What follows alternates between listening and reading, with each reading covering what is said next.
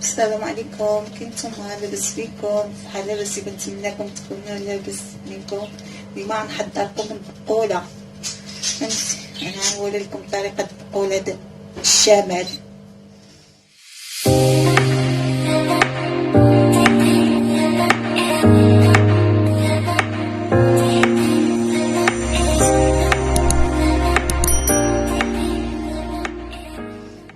عندي الليمونه، عندي 5.6، عندي هنا البقول عدلت وقصصتهم وكل شيء وبخرتهم، وما بيباون عندي من تحت والبقول من فوق. الزيتون انا نعملهم الزيتون كحل، الخل، الكمون والفلفل الغمراء والربيع وزيت العود وزيت شويه بيضه روميه. ونخليكم على طريقه التحضير.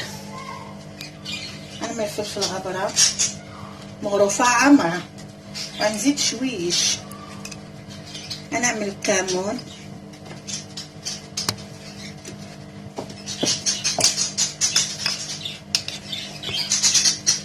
سوا مغروفه ها هي.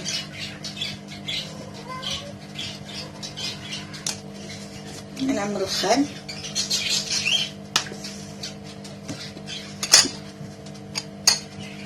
الليمون حتى الاخر، نعمل الثوم، كنعملو معاها الحوت، ويتعملي معاها عملي معاها بطاطا مقليه، الحوت، شلاضه، كتجي غزاله.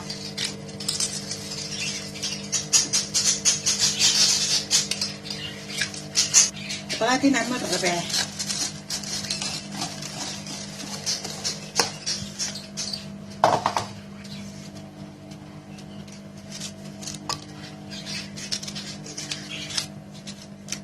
غادي نعمل نص ليمونه، غادي نقطعو صغيوار،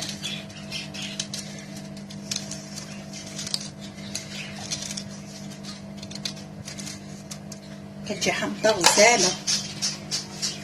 انا مش شديده زيت العود، انا مش شويه زيت العود،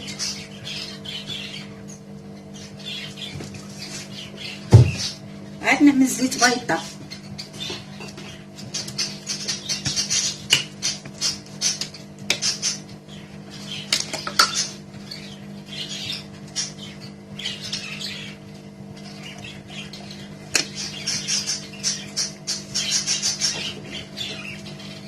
نعمل الزيتون،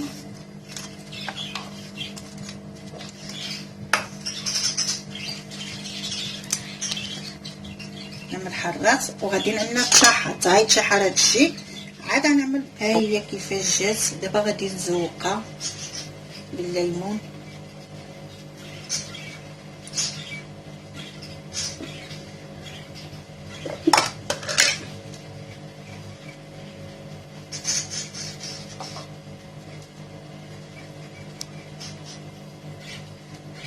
كتجي غزاله. هي كيفاش جات، صحتكم وراحتكم. ايوا كنعملوا لنا جيم، ايوا وشاركوا في القناه وتابعونا في انستغرام. غادي نعمل تشحر البقول،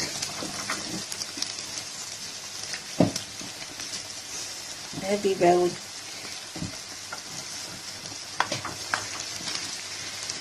نخليهم يتشحروا مزيان.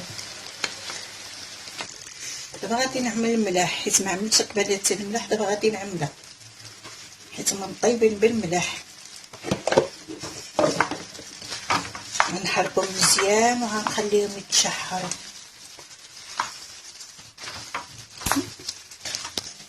دابا غادي نعمل يتشحروا. اذا عجبكم الفيديو ما تنساوش تشاركوه مع الاصدقاء ديالكم والاحباء ديالكم والعائله ديالكم. والسلام عليكم.